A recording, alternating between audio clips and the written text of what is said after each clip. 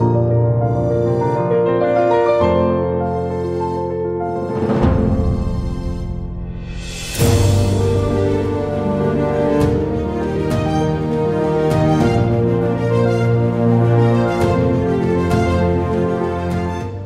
Հովսեփյան, հասարակական գործիչ, ստեղծագործող եւ բանահավաք։ Առաջին կրթությամբ զինվորական է, երկրորդ բարձրագույն կրթությամբ բանասեր պատմաբան։ 1974 թվականին եղել է Գոշ գյուղի ակումբի վարիչը։ 1975 թվականին նշանակվել է Գոշ գյուղի սովխոզի կադրերի բաժնի պետ։ 1976 թվականին անցել է աշխատանքի Դիլիջանի պատմաճարտարապետական արգելոցում որպես տնօրեն։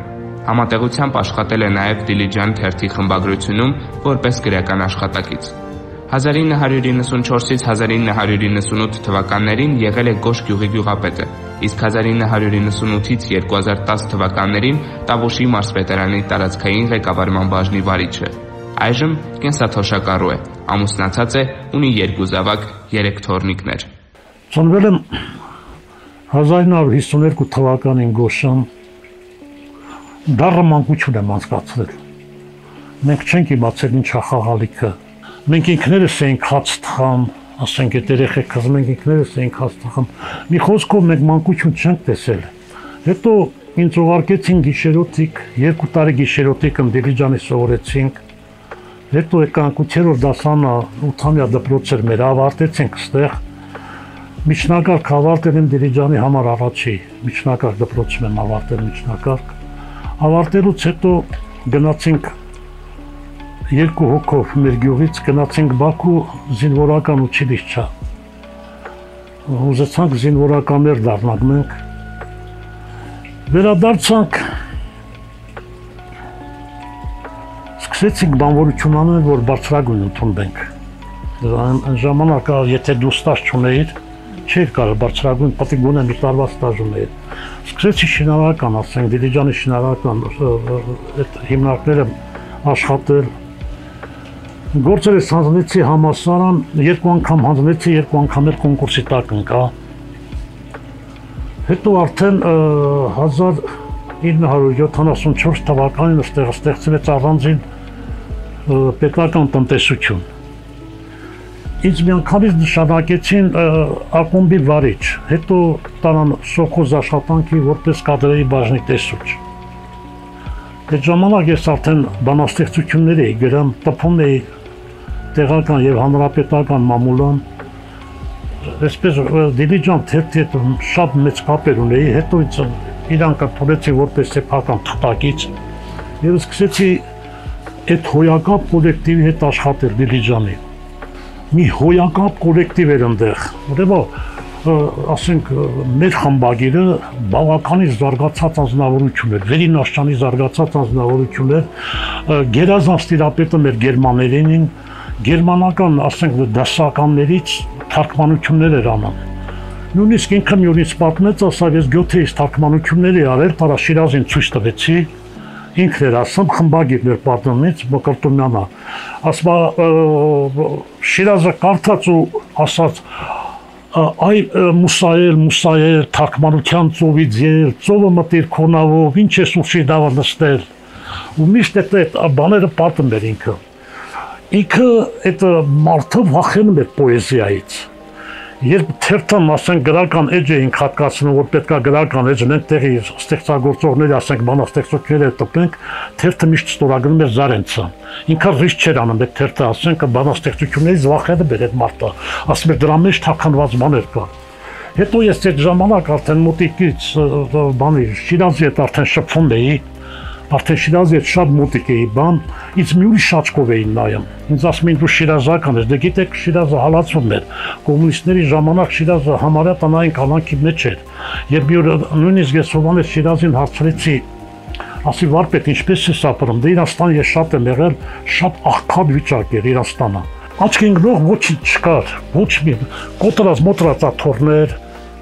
սետկի 5 կառավատներ, ստից շկապներ, բան, մեծ էլ ընտանիք էր, բան, մի օր հարցրեցի, ասի ոնց ես ապրում, թե Արծրուն ջան, ասավ ինձ այնքան փող եմ տալիս, որ երեխանցը զորի հացի ու սոխի ա հերքում։ Զարենցի մասին ասեմ, շատ մեծ, շատ բարի, շատ մեծ մարդ էր ինքը, Վերին Աշճանի մեծ անձնավորություններ, հոգեպես շատ մեծ։ Իր բանաստեղծությունները, ասենք, իր լեգենդները, իր պոեմները իրան ուշ տպեցին, իրան մայից հետո տպեցին, բայց դրանք մեծ արժեքներ էին, մեր ժողովրդի պատմությունն արտահայտող արժեքներ էին, նրա սիրո պոեզիան հատկապես ձայնը տաղբյուրին տվել, աղբյուրը ձորն է տանում, լուսեղեն միամ թեթեր, քո գլխաշորն է տանում է ձորնի վեր ու չգիտեմ Սոնայար, թե ինչի չեն սարերախ են տանում, իրա Սոնայարին նվիրված շուշուտ սիրահարում էր, դե բանաստեղծները շուշուտ են սիրահարում, նրանց սերը մեկը չինը, նրանք շատ շուշուտ սիրահարում են։ Հետո լավ կոլեկտիվ ունեին, Միքայել Սերունցը բավականին հետո թերթի խմբագիր դառավ, բանաստեղծ, այսօր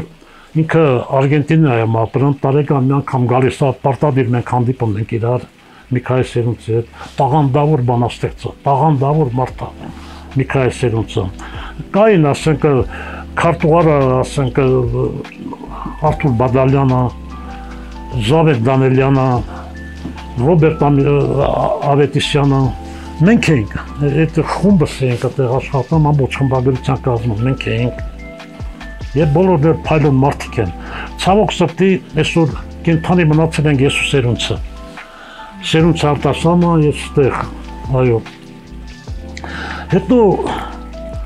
81 թվականին ինձ կանչեցին քաղաքային կոմիտե եւ ասեցին, որ դուք պետք է գնաց պատմաճարտարապետական արգելոցի տնօրեն, քաղաքային կոմիտեն քեզ ուղարկում գործուղում տվեցին, գնացի Երևան, հաստատվեց եկա հենց առաջին անգամ արդեն ես շատ մոտիկ հարաբերությունների մեջ էի Շարամբերյան Վանիկի հետ։ Դրանք բոլորը գալիս են այդ ժամանակ կոմպոզիտորների տանը հանգստանան, կոմպոզիտորների տնօրենը մի շատ արտակարգ անձնավորություն էր, Անդրիկյան Մարսելա Սաբեկիչը, ինչքան հայ մեծեր կային, նա բոլորի հետ հանդիպել էր, բավականին այսպես չափած ձևած անձնավորություն էր, մարդ էր, իմ մտերիմ ընկերներից մեկն էր, ամբողջ հանրապետության արվեստագետների, այսպես ասած, անտրանին Վանիկ Շարամբերյանին ճանաչում էր, ընկեր Վանիկին ճանաչում էր, եւ ընկեր Վանիկի հետ շփվում էին նրանք, եւ բազմաթիվ անգամ ընկեր Վանիկն առաջարկում էր այս մեծի համար հաց սարքել, բան, եւ ասենք իրար միջոցով եւ մեր աշխատանքի բերումով մենք ծանոթացանք 20-րդ դարի երկրորդ կեսի հայ բոլոր մեծերին, եթե ոչ բոլորին, ապա 80-90%-ին ծանոթացանք, ասենք դա Շիրազներ, դա Համոստայաններ, դա Պարուս Սևակներ, դա Հրանտ Մաթևոսյաններ, դա Ռոբերտ Ամիրխանյանը, Էդվարդ Միրզոյան, Վաղաշա Կոտոյան, Ջիվան Թաթևոսյան, ասենք կոմպոզիտորներից, դերասաններից Սոս Սարգսյան, Արմեն Ջիգարխանյան, Փրուզիկ Մկրտչյան, շատ երին։ Նու այդ երաժիշտներից, ասենք, այդ կոմպոզիտորների, այդ երգիչներից, ասենք, բանաստեղծներից, նաև Սիլվա Կապուտիկյան, ասենք, այդ Խորեն Պալյան, Լուսինե Զաքարյան, այս նշվածս եւ շատերի հետ, ասենք, մի կտոր հաց ենք կերել, նստել ենք։ Ես սկսեցի հայ հնագրության մշակույթ ուսումնասիրել եւ մի քանի գիտական հոդվածներ ունեմ հայ հնագրության մշակույթի, ասենք, ես կարողացա տեղանունները վերականգնել, ասենք ընդհանուր ասում են, որ գոշ ունեցել է 7 վանքապատկան գյուղերի անուններն էր անհայտ, ես կարողացել եմ վերականգնել այդ գյուղերի անունները վերականգնել, սկսեցի հայ հնագրության մշակույթով զբաղվել, սկսեցի, ասենք, շփվել այդ հայ հնագրության մշակույթի խոշոր դեմքերի հետ, Լևոն Տեր-Պետրոսյանի հետ գնացի բանը ծանոթացանք, Մատենադարան գնացի, ես արձանագրություններ էի տարել, մենք այստեղ պատահական հայտնաբերեցինք մի հատ մոմակալ արձանագրությունով, այդ արձանագրությունը հին հայերենով էր, այսպես ասած, ես այդ արձանագրությունները վերցրեցի տրա Լևոն Տեր-Պետրոսյանի մոտ, որ այսպես թարգմանենք, նա թարգմանեց, որ մենք Վանի միաբաններս այս մոմակալը նվիրում են Գոշի Աստվածածին եկեղեցուն 1716-ի, այսինքն դրանից երևում էր, որ դեռ 1716 թվականին եկեղեցին գործում էր, արդեն կար եկեղեցին այդ ժամանակ, Դրանից հետո արդեն շատ վիմագրական արձանագրություններ, ես դες ասեմ, որ մեր տարածքը, ընդհանրապես ոչ միայն մեր տարածքը, Տավուշի տարածքը շատ հարուստ պատմական միջավայրով, որը դեռևս չի ուսումնասիրված, դեռևս հիմնական պեղումներ չի կատարված։ Ասենք, ես պատահական այդ ժամանակ, ասենք, բոլորն էլ գյուղատնտեսական աշխատանքների մասնակցում էին, սոխոզների համար խոտ, սիլոզ բանենք, բոլոր կոլեկտիվները պլանը ստանում էին, մասնակցում էինք։ Մենք ես մի տարածքամ մեր կոլեկտիվի հետ արդեն ես էի տարել այդ կոլեկտիվին, սոխոզի համար խոթանձելիս, աչքս մի ժայռաբեկորի ընկավ անհայտ գրեր։ Հետո այդ տարածքից անձրևները սրբել մելորատիվ աշխատանքներին արել դամբարանադաշտ կար։ Մի հատ դամբարան բաց էր եղել այս գանգը հայտնաբերվեց։ Ես չէի իմանում, որ այս գանգը այդպիսի սենսացիա կառաջացնի աշխարհում։ Ուրեմն ես հրավիրեցի մեր հնագիտության ինստիտուտի տղաներին, ակադեմիկոս Խալանցարը, գիտությունների դոկտոր Սարգսյանը, Թեկնածու Հարությունյանը, այդ մեծ այդ հոգևորականները, այդ մեծ գիտնականներ եկան։ Տարան անալիզի, բան դենթեն տարան անալիզի, Արմենոյի տիպա 35,000 տարեկան, 35,000 տարեկան։ Ուրեմն չեմ իմանամ, որտեղից Ռուսաստանի ակադեմիայից իմացել էին այս գանգի մասին։ Մի խումբ եկավ Ռուսաստանի ակադեմիայից, մի խումբ եկավ ակադեմիկոսներ, նրանք նայեցին այս գանգը, ուսումնասիրեցին բան եւ ասեցին մենք Ամերիկայում, Աֆրիկայում, Ասիայի տարբեր երկրներում բանամ մենք պեղումներ արել ենք, բայց հենց հրաշքը մենք չենք տեսած։ Անկեղծ ասած իրանք ինձ մեզ գումար առաջարկեցին, որ տանեն գանգը։ Ես չտարա։ Եվ այս գանգը դրել ենք թանգարանում։ Դուք պատկերացրեք Արմենոյի տիպ 35,000 տարի, դա պատմություն ինչ ասեմ։ Այսինքն հայ ժողովուրդը ոչ թե 6,000, 7,000 տարեկան է, 35,000 տարեկան է։ Դուք պատկերացրեք, սա պատմական ինչ հայտնագործություն է։ Եվ այսօր ասենք գումարներ չկա, սրա տարածքում կան մի 10-15 հատ դամբարան։ Այսօր եթե մենք ասենք, այսօր պետությունը հնարավորություն ունենա գումարներ հատկացնի, մենք այդ դամբարանները պեղումներ կատարենք, այդ դամբարանները ստանանք, բնականաբար այնտեղ մեծ սենսացիոն վիճակ կլինի։ Իսկ այդ անհայտ գրերը, որ գտել ենք, այդտեղ միլիոնացիային արել, աչքս ընկավ, մի ժայռաբեկոր մնացել էր հրաշքով։ Այդ ժայռաբեկորին դա տեսա գրեր։ Հա, եւ ինչպես ասեցի, հնագիտության ինստիտուտի տղաներն եկան շշմեցին, որ սա sense բան դեռ չկա, բան իհարկե արտագրեցին, նկարեցին բան, մենք այդ տեղը գաղթ ենք բաների չենք ասում ոչ մեկին, որովհետև այսօր այդ ոսկեխույզները, գանձախույզները, բանը ամեն ձևի մարդիկ կա, որ այդ հնագրության մեր մշակույթի, մեր ասենք այդ հնավայրերը ավերում են բան ոսկեն որ ունամ, ինչ են որ ունամ, առանց իմանալու, որ երբեմն մի աննշան առարկա կարող է մեծ պատմական արժեքներ կայացնել, դե դրանք դրա չեն հասկանում, եթե ոսկի չի, պատմական այդ արժեքը վերացում է, կորչում է։ Եվ մենք շատ ականատես ենք դիտում, ասենք, ձեռքերի վրա տեսնում ենք, ասենք, դեռ ուրարտական շրջանի, ասենք, կճուճներ են վաճառում, թասեր են վաճառում, դա դեպի մշակույթ, արտասահմանցին արտում տանում է, դա մեր մշակույթի թալանն է, մեր մշակույթն է ոչնչացնում դրանով։ Ինձ 74 թվականին արդեն գյուղապետարանները ստեղծվել էր, ինձ անտառից եկա տեսա մեր ժողովրդից գյուղապետ անտրել, գնացել եմ Մալինայի։ Ուրեմն գյուղը զերոյի վրա կանգնացեց։ Ճանապարհ չկար, տրանսպորտ չկար, լույս չկար, հատ չկար։ Մի խոսքով ջուր չկար, ամեն ինչը քայքայված էր։ Ուրեմն սկսեցինք ստեղծել, նախ չթողեցինք ժողովուրդը սովի, ճանապարհները սարքեցինք, լույսի հարցերը լուծեցինք այն ժամանակ, ջրի հարցերը լուծեցինք։ Կոմունիստների ժամանակ դեռ մեր սարի ճանապարհները չէին կարողացել սարքել, չէին սարքել այդքան միջոցներ իրանց ձեռքին։ 95 թվականին ես սարի ճանապարհներ սարքեցի մոտ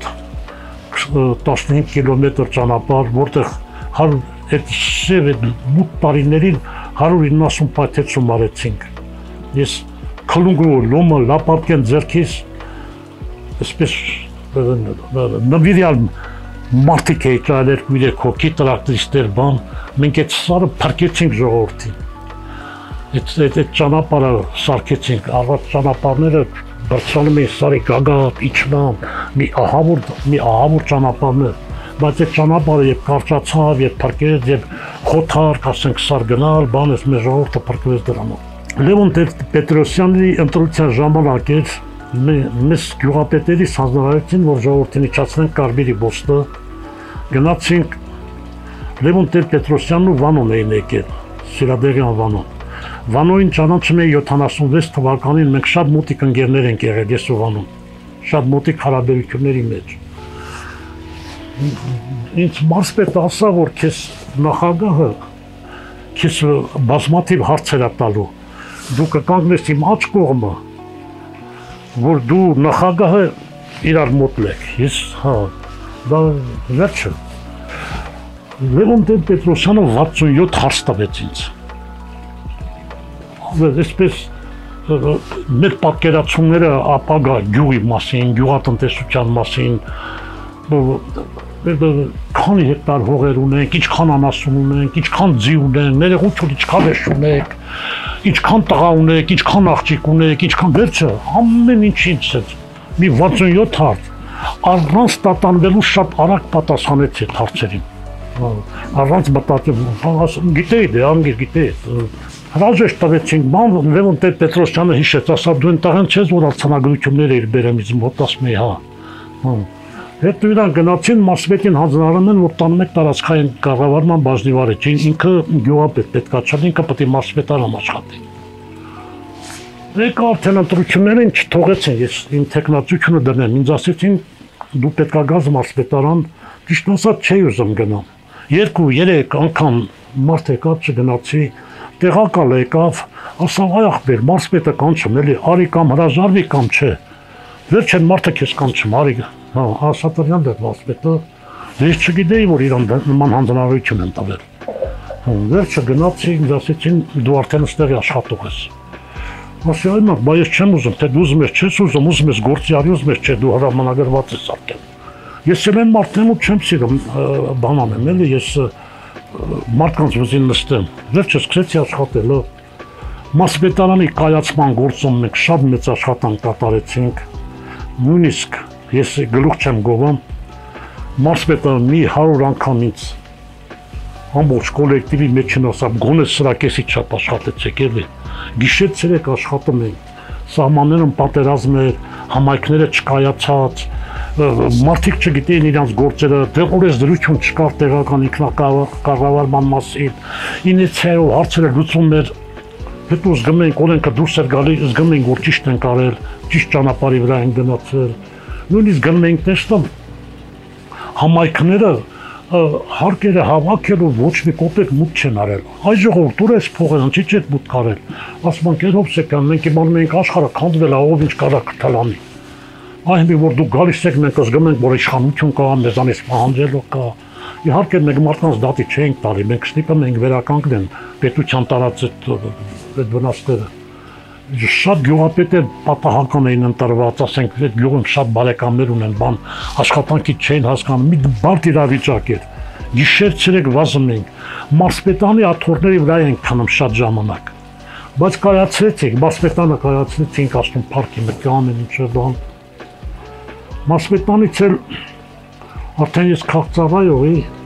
63 տարեկանս լավացավ ինձ թույլ տվեցին մի տարի էլ աշխատեմ ու դրանից հետո ինձ ուղարկեցին կենսաթոշակի։ Հիմա կենսաթոշակառու եմ, իհարկե դեռ պարապ չեմ նստում, շատ ընթերցում եմ, գիտական ուսումնասիրություններ եմ կատարում էլի հայ հնագրության մշակույթի։ Այս վերջերս արդեն մեր լավ ընկերների խորհրդով, մեծ ընկերների խորհրդով սկսել եմ հուշագրություններ գրել, ասում եմ ափսոս դա դու այդ աշխարհի այդ մեծերի հետ նստել ես վերկացել։ Ու դրանցից էլ մի քանի այսպես հուշ պատմեմ, դրանցից ասենք մի քանիսից։ Սոս Սարգսյանը այս կինոմոտոգրաֆ բանը, որ այդ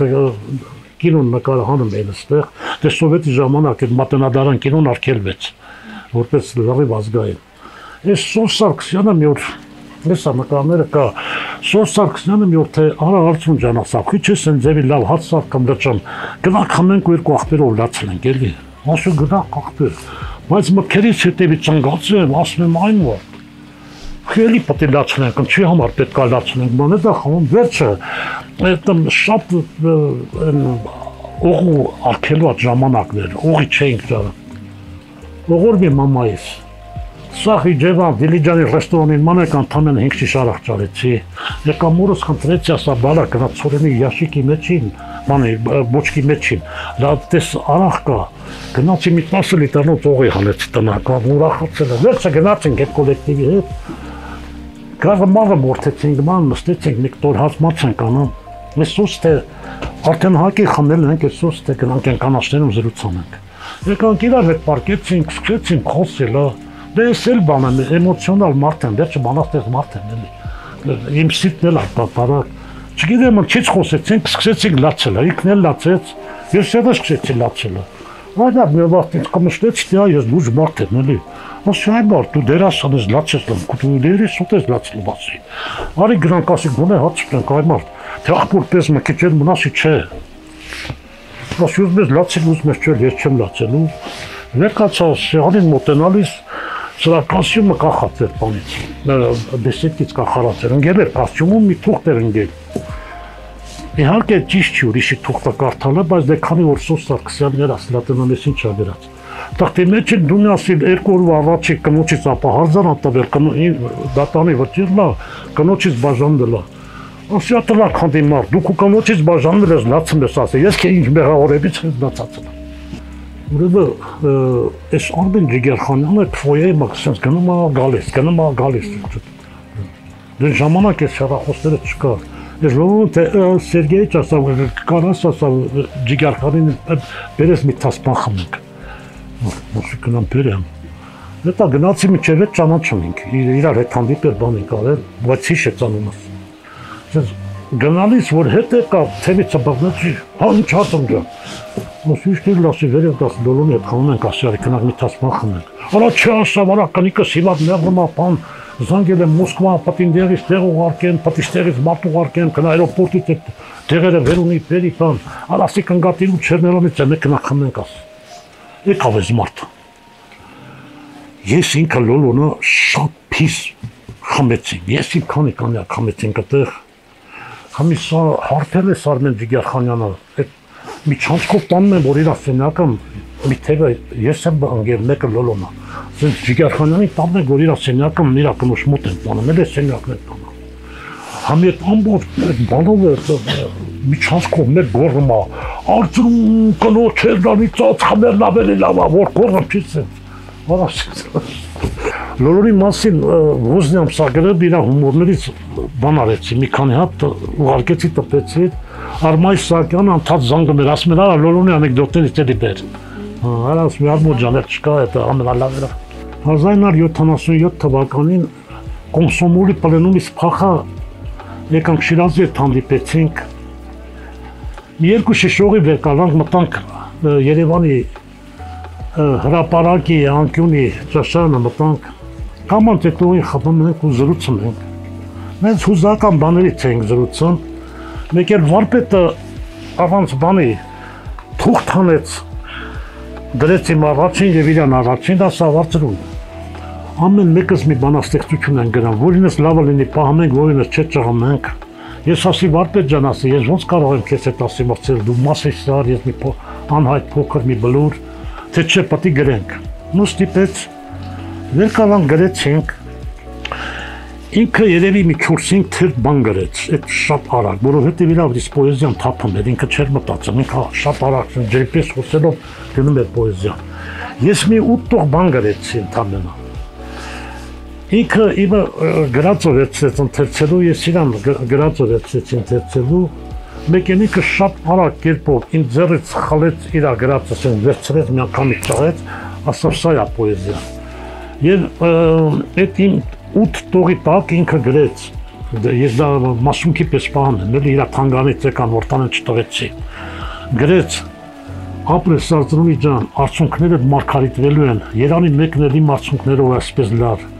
Մասիս Հովանես Շիրազ 77 թիվ։ Ну, ես ուզում եմ այդ տողը արտասանեմ։ Լացի համար ոչինչ, ոչ ոք չի մեղանչի։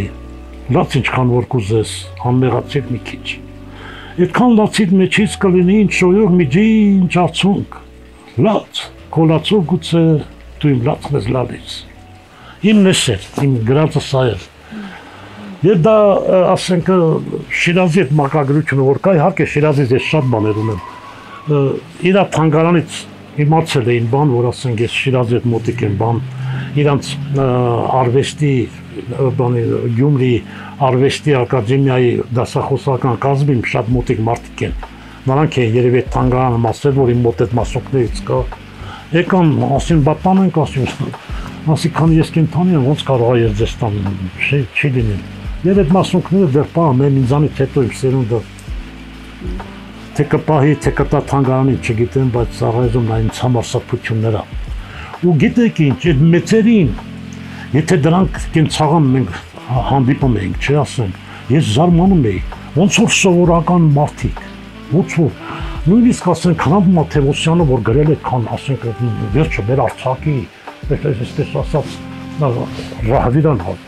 մեր բայց սեղանի վրա չէր կարա երկու բարձենանց խմի։ Կակազը մեր բանը բարվերի հետ անգազման էր գալիս։ Համոս Սահյանն ասենք այդ խոշոր դեմքը։ Սեղանների վրա մի բառ չէր խոսում, անընդհատ ծխած, անընդհատ լսում։ Սևակը նույն ձևի, Սևակները շատ քիչ արտահայտվում, բայց շատ ծխում էր։ Դրանք այսպես Ավորիա եմ կյանքամ ոնց որ սովորական մարդ։ Եվ երբեք իմ մտքով չեր անցնում, որ այդ մեծերը մի օր գնալու են։ Մի օր Վադիկը դասավ բանը, Արամ Խաչատրյանն ու Շոստակովիչն ասավ կոմպոզիտորների տանն են գնանք։ Գնացինք, վերջին ձևս ստացվեց, ես եկա ճանապարհից միջ վերցրեցի, բան գնացինք այնտեղ իրանց կոդեջի առաջին խորոված անենք։ Այս Շոստակովիչը բսից կերավ, թե ինչի միսա, ասի խոզի, չար խոզի միսա։ Օրու մեջից կանչում էին, փողը հանում էր տես տալիս Արամ Խաչատրյանը փող չէր հանում, այս Շոստակովիչը մեզ կան բաներ հանում, դեր ժամանակ այդքան փողն ենք տեսա չէին կոմունիստների վաղտան, այդ իրա բանից դրամապնակիչ, առանց հաշվելու փողը տալիս էր ասում էր գնա չար խոզի միս բեր խորովի, դեր նա շատ չէր իմանամ խոզի մսի վրա գրած չար խոզի միս, պարզապես մեր ձորի մսերը համով էր այդ մարդը դուր էր եկել, գնի բերեմ իհարկե իրա խորդեմ պետք մի ետ տալ, էլի ես վերջ չէի, իրա մանրը չէի բերում, որը մեջ կանչում էին ինձ, ասում են գնա չար խոզի միս բեր, սովորական մարդիկ այն, Արամ Խաչատրյանը աշխարհահռչակ մարդիկ են, այո, Շոստակովիչ դու պատկերացրու Շոստակովիչը, նույնքան հասարակ մարդեր քեզ կտվարդ է սովորական ռուսադեն, բանի մարտական խաչով են պարգևատրված, Սև Քարեցի սակով մեդալով են պարգևատրված ես ջոկատի հրամանատար եմ եղել պատերազմի, մեծ սահմանները մասնակցել եմ պատերազմներին, բանի անկախության, այսպես ասած, միանգամից բանից եկանք, անկախության առաջին օրերից եկանք մենք արդեն հասուն մարդիկ էինք, անկախությունը հեշտ չեղավ, պատերազմ էր, ես նախ ձեզ ասեմ, մենք ասենք ես լինելով կոմսոմոլի քարտուղար, կուսակցական քարտուղար, բազմաթիվ այսպես դասախոսությունների ամիսներով մասնակցել եմ, ասենք այդ խորհրդակցություններին, բանին, ասենք դասընթացների, մենք այն ժամանակ Մաս Լենինյան, ասենք ուսմունքը մենք գիտեինք դա աշխարհի ամեն ուժերն է, ասենք կոմունիզմը մենք գիտեինք դա իրականությունն է, մենք այս վերջերս միայն իմացանք, որ այդ ամեն ինչը միֆոլոգիա եղել է, մենք ոչ պատմություն գիտենք, մենք ոչ գրականություն, անգամ այս իմացանք, որ ասենք ականատեսների, զորավարների անգամ հուշերը, որ իրանք են գրել, իրանք են դեր խիստ գրականության անցել, որովհետև այս ժամանակ սովետական միության KGB-ում կար 9-րդ վարչություն, որոնք խիստ վերահսկվում էր ամեն ինչը, առավել ևս գրականություն, հակասովետական ասենք, սովետական ասենք, հասարակարգին, գաղափարախոսությանը անգամ մի մաս կպչելը դա մեծ արձագանք էր գտնում այդ վարչության կողմից։ Հետո այս անկախությունը որ եղավ Զուռնադհոլով բանով, ստեղ Գոշն նախ Զուռնադհոլով ընդունեցինք այդ անկախությունը բանում։ Հետո կամած ոնց որ ասած այդ կուսակցական, կոմունիստական այդ միֆոլոգիան անցավ։ Արդեն հասուն մարդիկ էինք, արդեն ազատ խոսակցությունից, արդեն մարդկանց հետ շփվելիս բանից մենք զգացինք, որ մենք խաբված ենք եղել։ Տարիներ շարունակ մենք խաբված ենք եղել։ Իհարկե ես չեմ ուզում միայն վատաբանենք, որովհետև կոմունիստական հասարակակն իրոք բանվորական հասարակակ էր, բանվոր դասակարգի հասարակակ էր։ Մեծ բան արել է, մեծ կառույցներ արել է, մեծ բան, ես չեմ ուրանում։ Բայց ասենք մարդկային գաղափարախոսությունը, արվեստը, մշակույթը խիստ վերահսկողության տակ էին։ Նու ես արդեն ես ազատ բանով եկավ էմիսիոնները, բան ասում ենք ազատ ենք, հեսա մեր արևմտյան Հայաստանն կգրավենք, այդ մեր արևմտյան Հայաստանի հողեր բան։ Կամանց աշխատելիս, կամանց արդեն զգացինք, որ դա մեծ փշեճանապարհ է այս ազատությունը, դա մեծ փշեճանապարհ է պետք անցնելը։ Հետո սկսվեց այդ պատերազմը, սովը սկսեց, այդ մութ տարիները սկսվեց շատ դաժան։ Այն մեծ մարդիկ ասում են, այսօր բերեցիք, այս ինչ արեք, այս ինչ դրեցիք մեր գլխին։ Դա փշեճանապարհ էր, որ անցավ մեր ժողովուրդը։ Բայց այս ժամանակը ասենք մենք երիտասարդներ ենք, մենք դիմացանք։ Այսօրվա երիտասարդությունն ճիշտ ասած, այս վերջերս պետական համալսարանի պատմության ֆակուլտետի ուսանողներ էին եկել եկեղեցին, այնտեղ կանգնած են այդ եկեղեցու կողքին։ Այդ ուսանողներից մեկն ասում է, «Սուր եկել մեզ բերել այստեղ, այս քարերն ինչա որ մեզ»։ Դուք պատկերացրեք, ես ինչքան վիրավորվեցի։ Մեր մշակույթը, որ այսօր մենք հայ ենք մնացել, իրանց շնորհիվ ասենք մնացել, բան, ասենք այս եկեղեցիների այսօր աշխարհին մենակ ես ունենք ցույց տալու։ Պատմության վերջին ֆակուլտետի ուսանողի ասածին նա վաղ ասենք ուսուցիչ կամ վաղին, նա ինչա պատմելու եկող սերնդին։ Իսկ այսօր ասենք մենք երիտասարդությանը շատերը այսօր բան են անում, էլի քննադատը մեն ասում են անընդհատ հեռախոսների մեջ են անընդհատ շատ է ժամանակի պահանջն է դա։ Դա ժամանակի պահանջն, ասենք այն ժամանակ դա ֆիզիկական աշխատանքներ են ժամանակ ավելի շատ, հիմա մտավոր աշխատանք, նա մարդիկ պետք է կրթվեն, առաջին հերթին պետք է կրթվեն մարդիկ։ Այս ժամանակից, եթե մարդը այս ժամանակի այսպես հոգեբանությանը հավասար չի կրթվում, նա կյանքը իր տեղը չի գտնելու, նա շատ դժվար ապրելու։ Պետք է կրթվի, մարդը կրթվի, այն ֆիզիկական աշխատանքի ժամանակը, չի որ մարդ գնա ասենք ֆիզիկական աշխատանք, լոմով, քլունգով, քանդեց բանը, տեխնիկան է, տեխնիկական միջոցներ են։ Պետք է Չարենցն ինչ էր ասում է, թե ուզում ես ձայնը լսեն ժամանակից շունչը դարձից։ Այո, պետք է երիտասարդությունը ժամանակի շունչը դառնա։ Ես անձամբ ես միշտ դեմ եմ եղել։ Ես այդ խոշորացված համայնքին, համայնքները, գյուղերը իրենց դեմքը կորցնում են։ Այսպես է մի տեսակ, ասենք, գուցե ես սխալ եմ, բայց ասենք մեր օգուտը տեղ որն է մնացել, ասենք այս միացրած, որ ասենք համայնք կազմվեց, սալարկեցին որոշ ճանապարհներ սալարկեցին, որոնք էդ էր այս վերջերս ասենք մասպետն ու քաղաքապետ եկան այստեղ գյուղի տրանսպորտ չուներ, ես այդ մութ տարիներին Իջևան եւ Դիլիջան տրանսպորտ էի շաբաթվա մեջ 2-3 օր այնտեղ ապահովում, բայց այս ժամանակ տրանսպորտ չունեին, ընդամենը 2 ամիս առաջ Մարսպետն ու քաղաքապետն եկան հենց այս սեղանի վրա նստած զրույց էինք անում, ես այդ հարցը բարձրացրեցի, նույնիսկ ասեցի, ասեն մութ տարիներին ես սրանից սալյարկով բենզին էի խնդրում, որ տրանսպորտ Իջևան, Դիլիջան տրանսպորտը քիչ կա գոնի Դիլիջան։ Ու այդ տրանսպորտի հարցը լուծվեց։ Ուրեմն վերջի 2 տարում 180 տնամերձ վաճառվել եւ այդ 180-ի վրա այսօր կառուցում է հյուրանոցնի ու հյուրատներ։ Արդեն 43-44 հյուրանոց հյուրատուն պատրաստ են, այս համար բոլորն էլ խիստ այդպես ծանրաբեռնված աշխատում են։ Նույնիսկ գները բավականին այսպես թանկ զարմանում ես, որ եւ այդ մնացած էլ կսարքվի։ Ես հավատացած եմ, որ վաղը մյուս օրը մենք Ծաղկաձորին կանցնենք, որովհետեւ մեր բնությունը իրանից գեղեցիկ է, մեր տարածքները իրանից գեղեցիկ է։